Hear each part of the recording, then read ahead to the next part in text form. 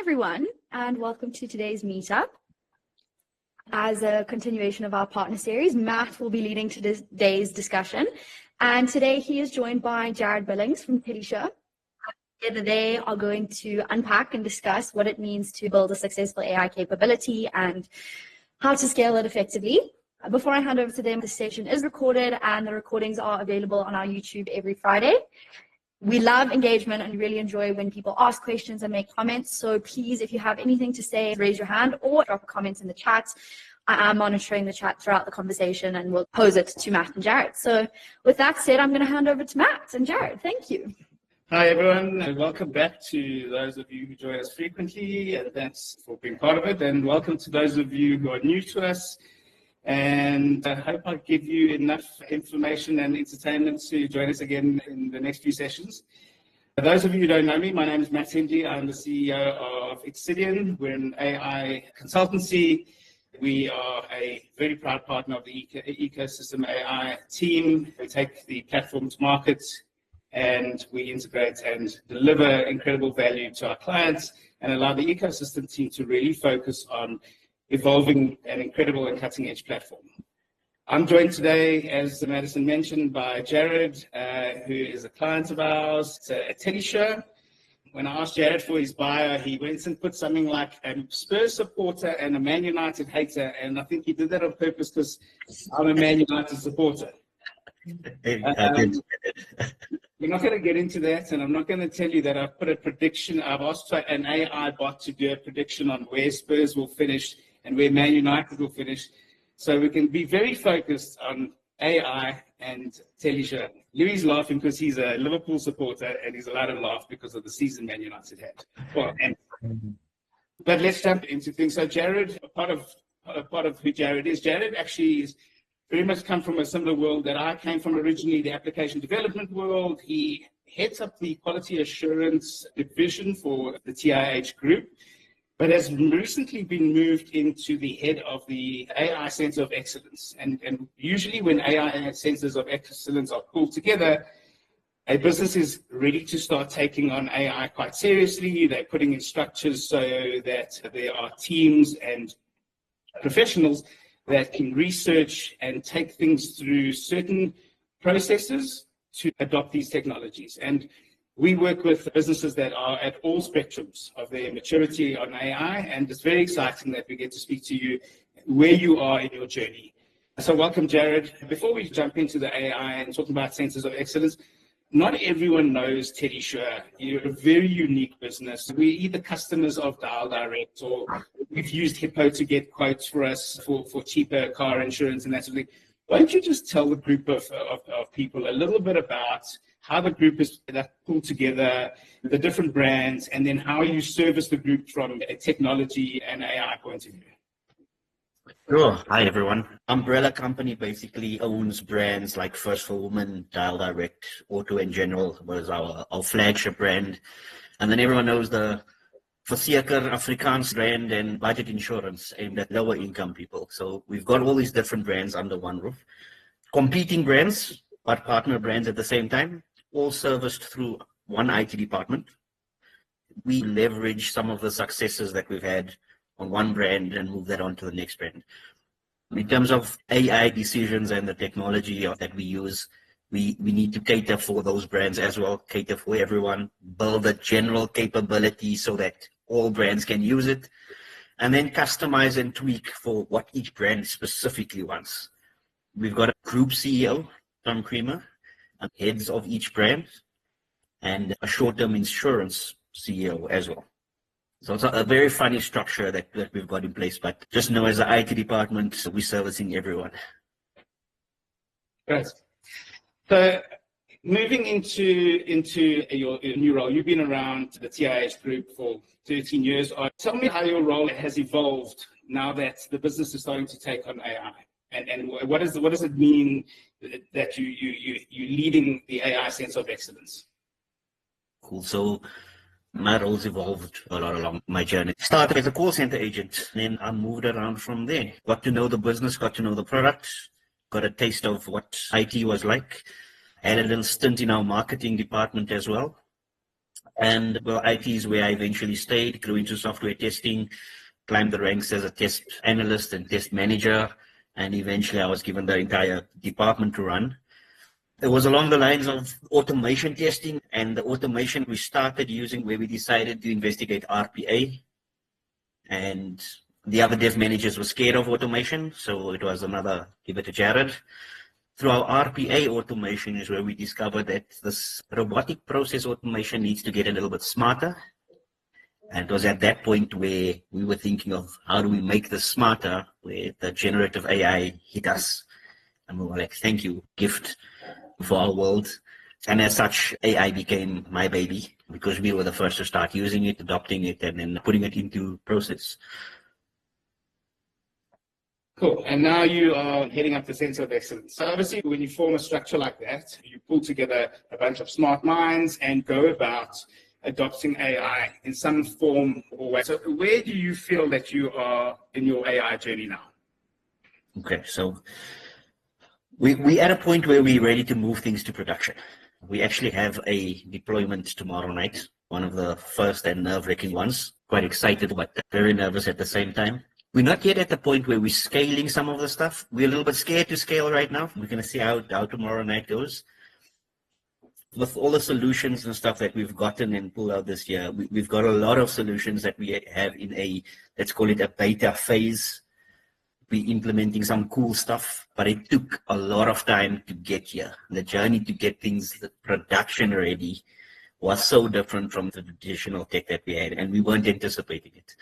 We use terms like POC or let's evaluate the ROI and all these three-letter acronyms that people would throw at you. And we very soon realized that all these three-letter words means I am not sure. And that was how business felt about things. It was POC because they're not sure. It was ROI because they're not sure. And we understood it because it's new and it's scary and they don't want to spend money on things that they're not sure about. But with the AI stuff, we very soon realized that you have to start somewhere. Don't overthink it if you're not sure, which is fine. Just be passionate and be ready to jump through all the hurdles that you're going to get and know that you're going to handle it. Jared, you have kind of answered the question, but Anine asks, how long did the research phase take? Obviously, a long time. It was a long time. So we seriously started looking at some use cases last year. And I'll tell you a quick story of how we got to some of those use cases. We decided to host a hackathon event, and Matthew was involved with that as well. Where we simply said to the guys, here's some business problems. We're going to make it AI themed. Go and solve it. Then we decided, because hackathons traditionally are like a 24-hour coding period, we actually wanted some quality out of it. So we gave them a week. And we said, you have a week to build this. We got teams together. We were surprised at the diversity of the people that took part. We had business people, data scientists, staff, sales consultants from the call center, all joining this hackathon. That gave us a lot of insights on what people were capable of doing. It also showed us where some of the passion lies, and we realized you can make it work with passion, and it's not always just a tech conversation, because a lot of our IT guys are like, it's a chatbot. That's what AI is, and they're limited to that. Yeah, so that research phase after that hackathon is when we actually got serious. A year was what we spent on it. It's amazing when you put a bounty up of a few $100K, how quickly everyone will get involved and how many great business ideas came out of it. The data scientists were a bit lucky because they're a lot closer to the work and they could use already what was in pay. But there were some amazing ideas that came out of it from business, which I thought really set you guys up. And I think it was out of that you decided to set up the Center of Excellence. Yeah. So are you, in your journey where you are now, are you happy? Is this where you expect it to be now? Are you ahead? Are you behind? I don't think we're ahead. I don't necessarily think we're behind either. We always had an approach of we don't necessarily want to be first to market on everything. We don't want to necessarily be pioneers. And if we are close followers, we were going to be okay with that and let someone else make some of the mistakes. One of the reasons was because of all the mistakes we saw in the real world, where you had chatbots promising to sell a Chevy Camaro for $1 in the United States. We read about these stories that made us scared about putting things forward for our customers to see. So then our focus was, instead of customer-facing AI capabilities, switch it around a little bit and let's see for productivity internally, what are the use cases that we can do. There was a lot holding us back. Cybersecurity, sensitive data, massive concern for us. I think there's other organizations like banks will also have a concern like that. And then there were the legal frameworks and like regulatory frameworks that hasn't necessarily hit us in South Africa, but we always kept in the back of our minds, assuming that they're going to follow suit to the European ones that were released. And then the last thing was skills and the people skills. And what does the skills look like? Is it a developer that you need? Is it a data scientist that you need? We do understand that there are partner companies and we can partner with some companies, but because Teleshow is like a corporate, we always look for a blend of internal skill in case we need it, as well as some partnership. That blend is what we wanted to get right. The biggest question and the hurdle that we got from stakeholders and higher ups was the questions about ROE, the question about how much savings is it going to make. Sometimes the questions weren't about what the benefit is. So they never looked at benefits beyond monetary terms. And we had to make them see that sometimes the benefit of higher customer satisfaction outweighs the money that you're going to spend. And that's a very difficult message to get across. But I mean, I think we got to a point where they're realizing that. So we do have two quick chats, and I see Vikram's just put his thumbs up. So I'm hoping that you kind of did answer the question, but he asks, what did you do to get to the point where you solidified the list of skills, people, and processes that you need and how the business would benefit from it? And another 3-letter acronym, what were the KPIs? Okay, so first question, what did we do to solidify the list? Nothing. We didn't solidify the list yet. We're still looking, we're still exploring, we're still not sure. But we're okay with not being sure, because as we get better at it, we start documenting, okay, do we really need, and I'll give you an example, do we really need to all go on a prompt engineering course? And everyone was like, yes, we need that. It's valuable to know how to write a good prompt. But at the time, I wrote the prompt my way, and then I gave it to an AI. I said, hey, I'm trying to write a prompt. This is what I got so far. Can you improve it for me? And it gave me a better prompt. So we now have our AIs writing our prompts for ourselves. What we thought was a skill we all needed maybe changed just a little bit. And we decided, let's shift focus on skills. So we don't have a solidified list of skills we need. I forgot, what was the second part of that question? What were the KPIs? Okay, so that's very use case specific. Some of our use cases, we identified what it's going to do and what it's going to achieve. We didn't set a KPI. We wanted to show the value, right? Because I think that was more important. Instead of just metrics that don't mean anything, let's show what the business value is going to be. It's difficult to explain it if you don't know some of the use cases, but all the use cases, we said there's value that we're going to achieve. We showed how we're going to achieve the value. And sometimes it was just an explanation of the value, as well as a feeling of what the people that are using the tools and the stuff that we built felt. And we got feedback, we've got sent surveys out, and they were like, we love it, we want to use it. And we showed metrics of them continuous using it, and that was it. Thank you, Jared. And then from Louis, he asks, did you create your own AI models or did you integrate to any external platforms? Okay, so we dominantly a Microsoft house. So the Azure models and the Azure Foundry is what we use. They have made other models other than OpenAI available on there, and we deploy those models to use. We're thinking about getting some actual hardware and some GPUs to play around with something internally, but we're not yet at that point.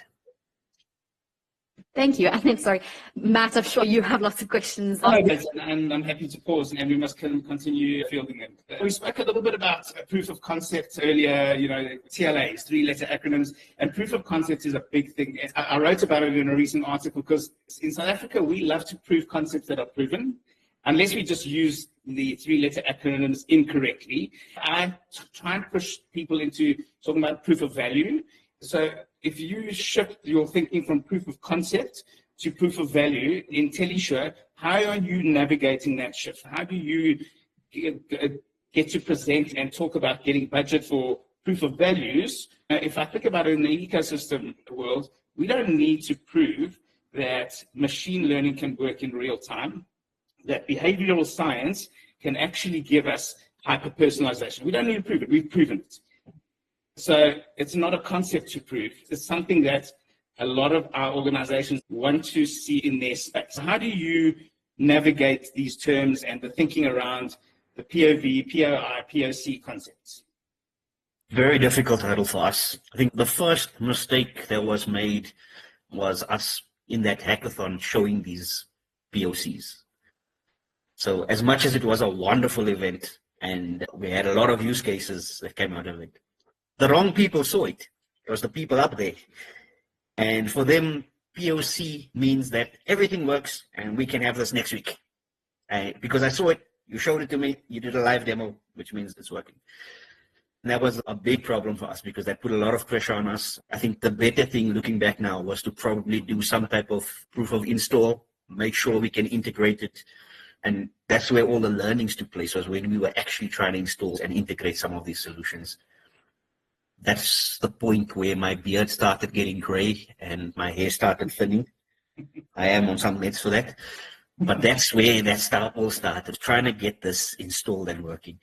Okay. Integrating that AI solution, it can be tricky, but if you get the proof of install done, if you can get the tech right and get it to work and communicate with all your other platforms, then moving on to a proof of value is the part where you actually see your initiative not just working, but actually giving you this output. It might not necessarily be at scale yet, and it doesn't matter if it's at scale yet. It's the value that's there. We struggle so much at it, but at some point we decided we have to just make a move. We have to forget about new models coming out because otherwise you're just going to wait forever. Forget about trying to check all of the boxes. We just checked the important ones. Rather have a failed proof of value instead of a successful POC that never sees the light. Okay. And when we thought that's what we're going to have to push for. It wasn't easy, but that's what we had to do. Okay. Tell me, I don't know how many proof of concepts you might have on the go. We've got a client with 200 AI proof of concepts on the go. There is plans on rationalizing it. We are helping to some extent, but they're a massive organization. So it's quite easy to get a bunch of proof of concepts going. And I mean, this is a real problem for AI because the ecosystem and ourselves don't believe AI is valuable until it's in production. Most AI proof of concepts struggle to get into production because most big organizations that have heavy regulation, like insurance, telcos, and banks, don't want to put you into production with real customers and real data. How do you avoid that whole sort of POC purgatory? So we were stuck in a POC purgatory. So we couldn't avoid it. We had to learn from it.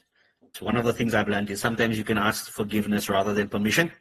Don't do it. Your job's important.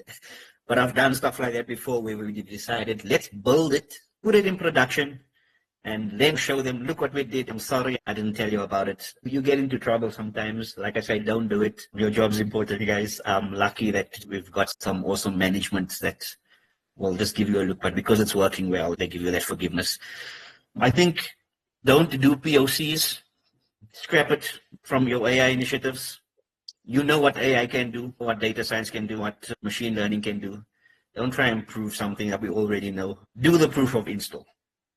Document what is your next steps to get this into my system, and then what is my next steps to actually get it on. That's what you need to do. Don't do POCs. That would be my recommendation.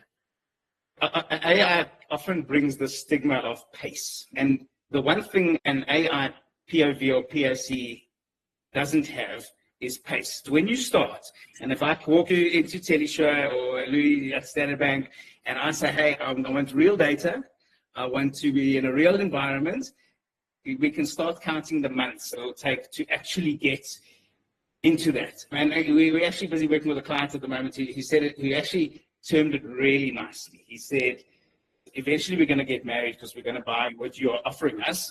But on the first date, you shouldn't be talking about the marriage. Let's do something that's really nice, really simple, and really doesn't involve too much integration. And then let's earn the right to the second date, the right to integration. So how do you manage the balancing sort of a quick win versus the long-term capability? Because we don't sell AI as a quick win. We sell it as a capability. We sell it as something that you are going to have in your environment for a long time, and it's something that you're going to run. You're not going to be there forever. How do you balance that? Because most of the time people want to see quick wins. This is a good topic. Quick wins in AI. There aren't many that we've identified. In our organization, we've had workshops with pockets of people around the organization, and we did find, I wouldn't just call it a quick win. Everyone's definition of a win is different. But we did find quick initiatives that gave small wins.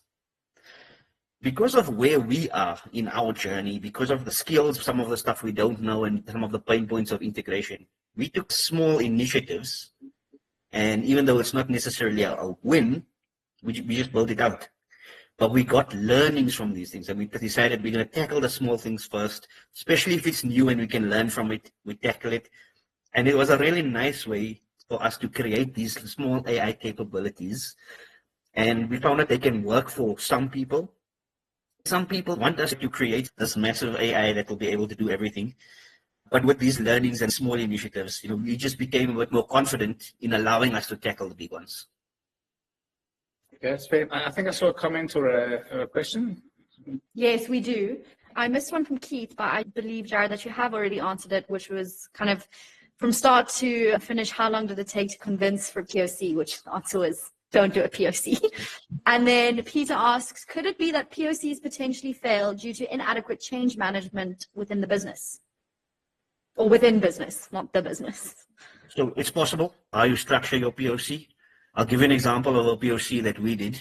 Let's call it an artificial intelligence solution or model that's going to read some emails from a customer, give us some sentiment, maybe classify the email and say, oh, this is a sales email or a claims email or whatever it is. So classify it and then give some tags, like it's about a vehicle or it's about the building, and log that in a database so that we can know what our clients want from us.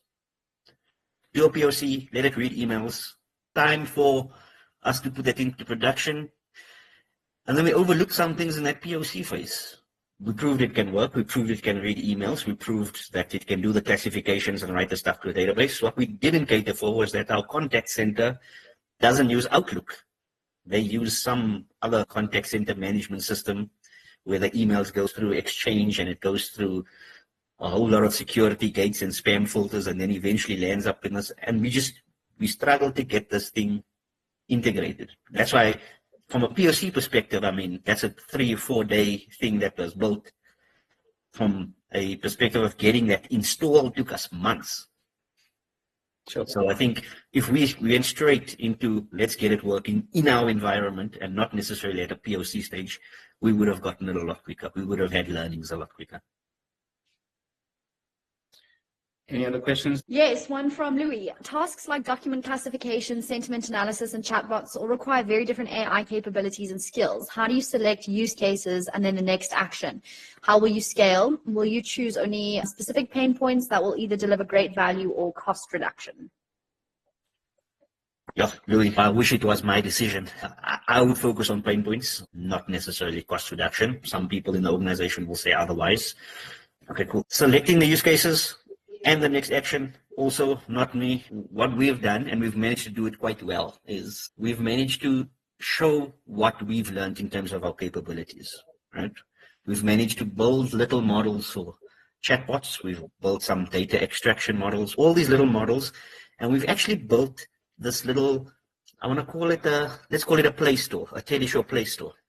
It's a little web interface guys can go to, and there's a document summarizer and all these little things. And these models are available for our staff members to use. The business knows what we're capable of doing. When it comes to a use case, if claims want something and sales want something else and our servicing department wants something else, I've gotten very good at getting them all in a room and letting them fight. Whoever wins gets the priority. That's how we select our use cases. And normally it's a good fight. It's a fight about them discussing what the importance is, them discussing what's better for the organization, and which of the use cases are actually going to bring more value. Yeah, I'd like to jump in there because this is a specific capability around AI automation or process automation. And I see a big trend moving away from RPA because of the limitations and costs of RPA towards a lot more of an orchestrated AI process where, I mean, Louis is right. There are a whole bunch of different tools and a bunch of different things that need to work together to be able to solve these things. How we've solved them is we take the most pressing use case. One of our clients is working on KYC, building the capability, using often a lot of what they subscribe to. If they're an Azure client, we use some of the Azure capability. But because there's a big move to Gen AI, we look at using an AI agent framework. Ecosystem's got a phenomenal one as the orchestration layer. So it will come into this orchestration layer in the ecogentic framework, and this will have the guardrails and the rules set up in a way that we can pull on the LLMs to give us a richer conversation, but also have the guardrails so that won't break their rules and won't hallucinate and fall outside their context of things, and then build up on those. And that's how we've been solving it. The different cloud providers often offer different tool sets. We've actually put some of the document extraction from AWS against Azure and did like a text spot and put them next to each other. They were pretty much like for like. What this one got wrong, this one got right, and vice versa. Cool. Let's just stay a little bit with Gen AI, because you mentioned it a little bit earlier, and it is a hot topic. What's been the hardest part for you guys about integrating Gen AI into your organization? So, Gen AI, one of the hard parts was finding the right use case. And then doing the whole POC to implementation, we struggled learning how to test Gen AI. A simple chatbot we made, for example, how do you test it? You chat to it, you speak to it. But when we want to measure its accuracy, we didn't realize we can't just randomly chat to it. I mean, we had to then, we decided that we're going to have a set of questions that we ask every time, the same set. With each iteration of learning, it became better at answering that set of questions. And we thought this is our measuring stick and our yardstick.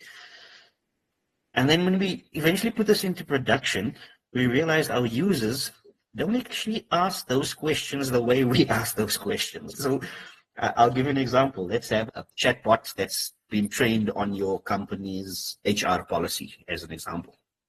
And it's just a little helper chatbot. You want to know how many leave days can I carry over into the new year, how much paternity leave I get, whatever the case is. You ask it, chatbot gives it. And we thought that's how it's going to work. But when we saw our users asking questions, they would ask this scenario type question, where they won't say how many leave days can I carry over.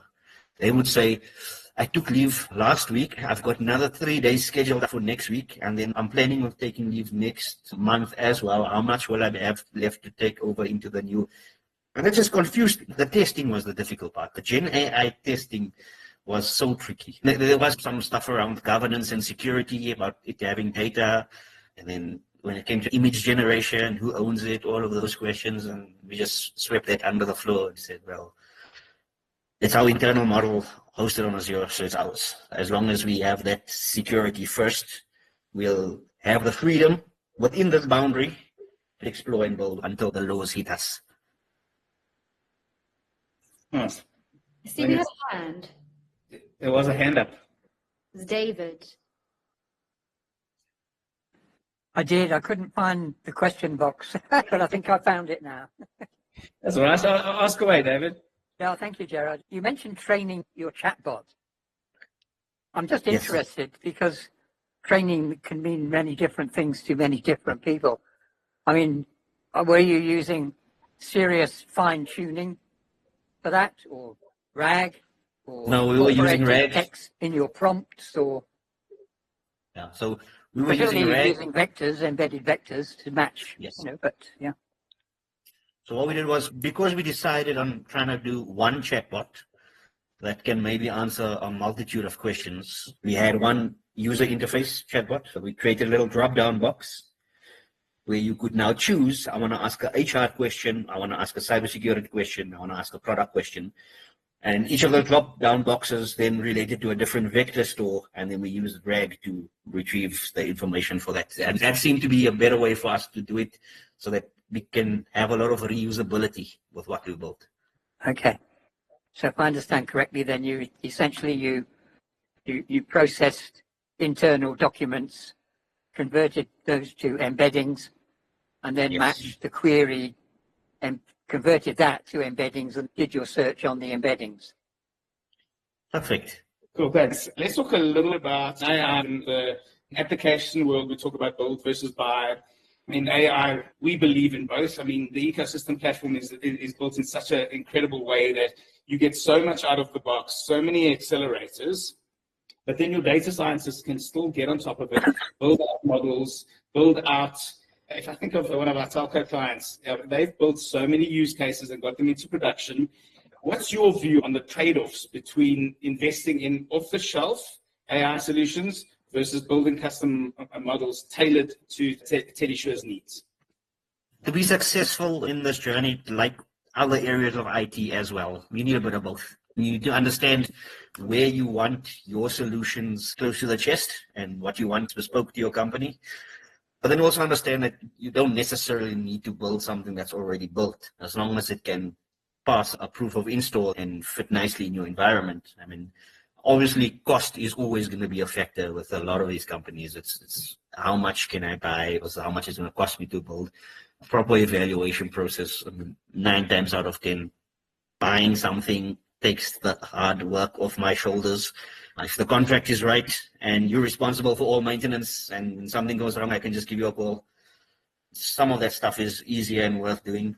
But I think the cost sometimes drives companies away from buying some of these on-the-shelf stuff. And especially nowadays with some of the structures of costs, the licensing models that some companies do make things a little bit out of reach, or they have usage models. And if you don't know necessarily upfront what your usage is going to be, then it becomes hard for me to commit to a model where you're going to bill me on usage.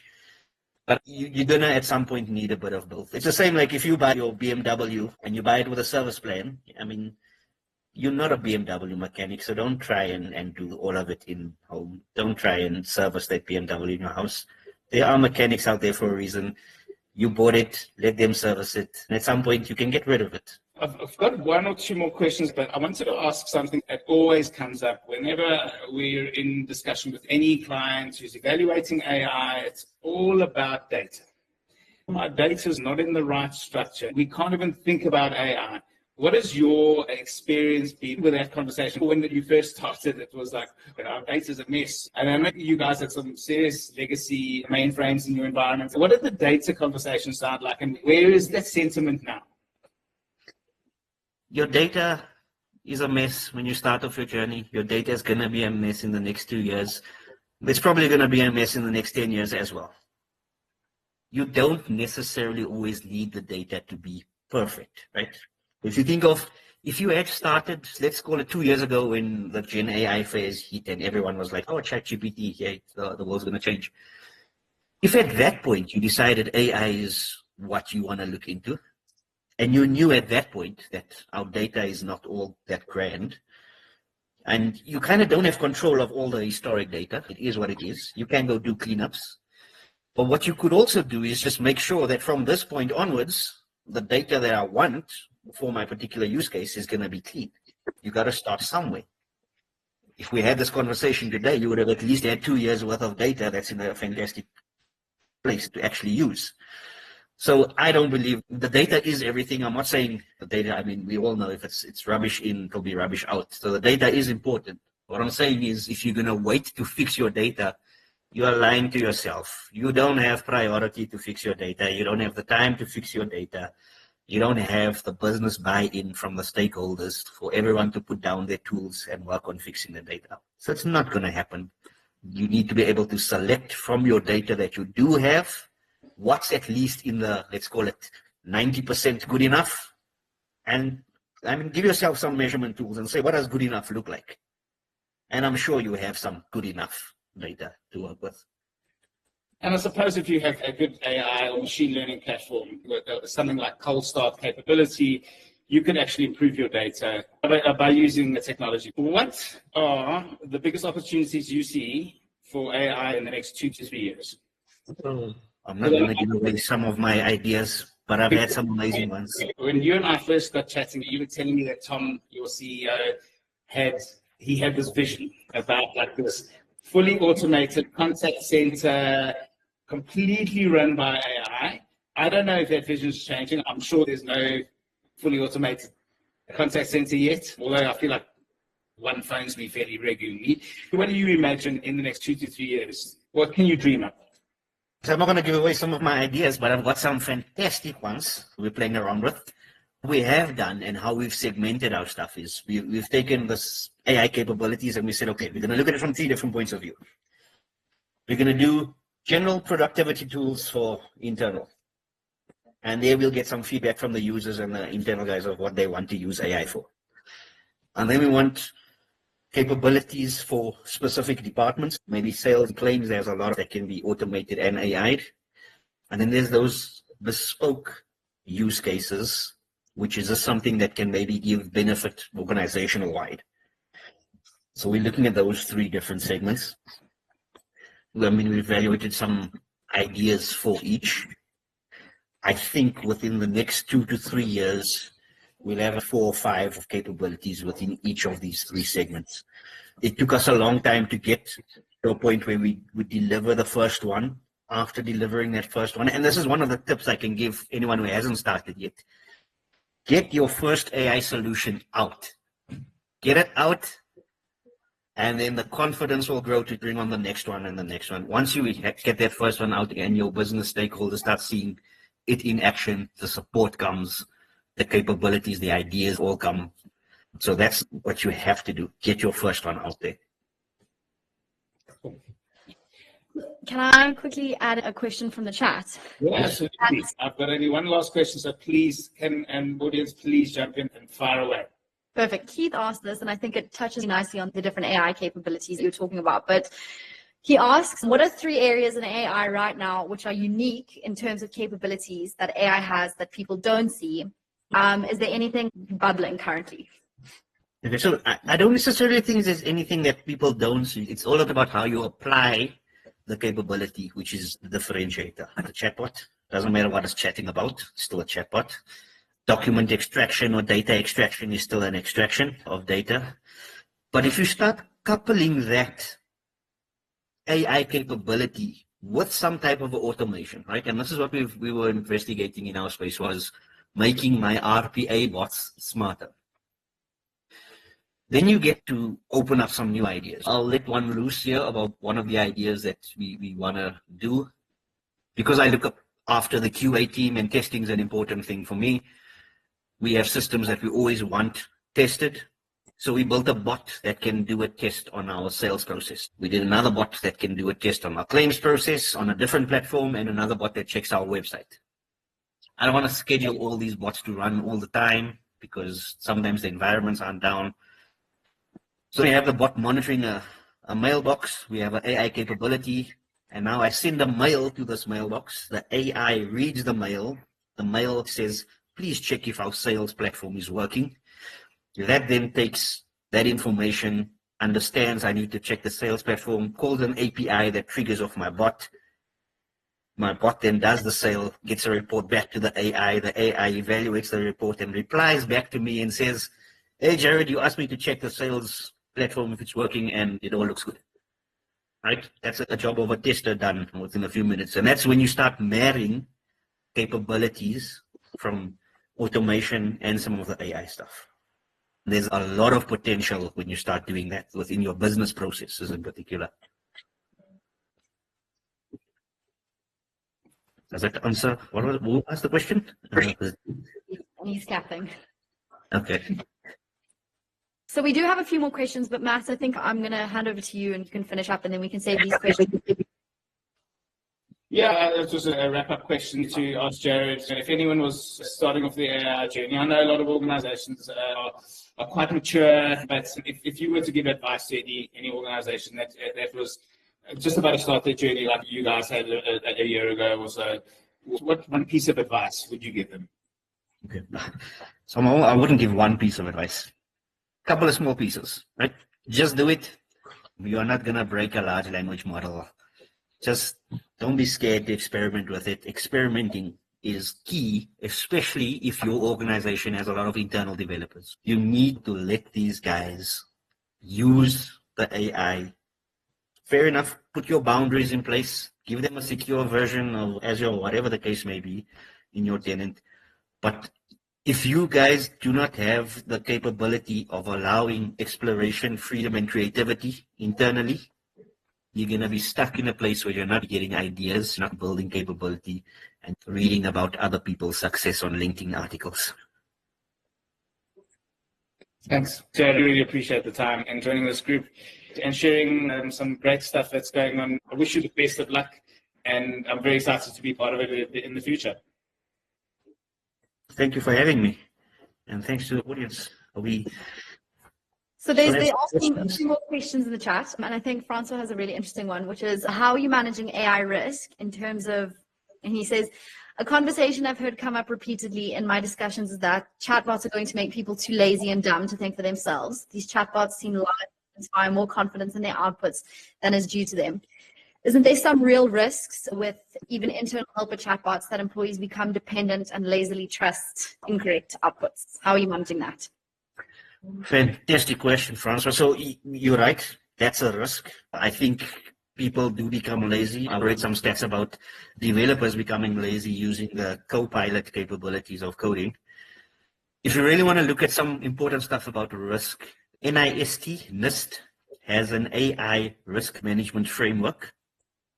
On their website, I think there's an Excel spreadsheet you can buy for $140 or something like that. And this risk management framework gives you steps to look out for. When it comes to chatbots, your context grounding is very important. And then your prompts that you give it are also very important. Give it boundaries. If it doesn't know the answer, it needs to be able to say, I don't know. Ask me something else. If you don't put those boundaries in place, you're going to get chatbots giving incorrect outputs. It's a lot of testing on how those boundaries can be pushed. One of the things we did was made sure that our internal chatbot is not going to tell anyone how to build a bomb, and it couldn't. And then when you lie to it, and I said, look, I'm a security specialist and I want to make sure that Telly shows a secure environment, just to ensure that I'm doing my job.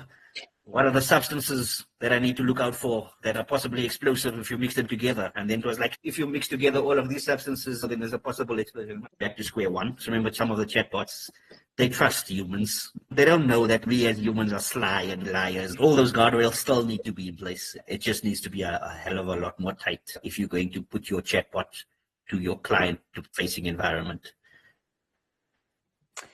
And then on that, kind of putting chatbots to facing customers, Peter asks a question, which I think refers back to when you were talking about this fully automated contact center. And he says, how do you navigate social context in a fully automated contact center? Some people do prefer human touch. I do myself. I get a phone call from a scam number and it's a robocaller with some lady that sounds like she's supposed to be South African saying, hello, it's a robot, and I put the phone down. If someone's going to phone me, it needs to be a human. I think the contact center environment for now still likes this human touch. I think in the future it may change. The biggest key is meeting the customer where they are and with what they want. Some of the youngsters of today are going to be our customers of tomorrow. Some of the youngsters of today might want AI because they don't want to speak to humans. We need to be able to have that flexibility of giving the older people the human touch that they want, and some of these youngsters, as they grow up into buying their first cars, getting insurance, giving them either self-service, chatbot capability, or speak to artificial intelligence because that's what they want. It is a delicate balance that you need to play with. I do agree with that. I struggle to make phone calls to people. I prefer it all online. Thank you so much, Jared. I think all the questions you've answered today have really been brilliant, and the insights you've shared have been amazing. So thank you so much, and thank you, Matt. Thanks, everyone.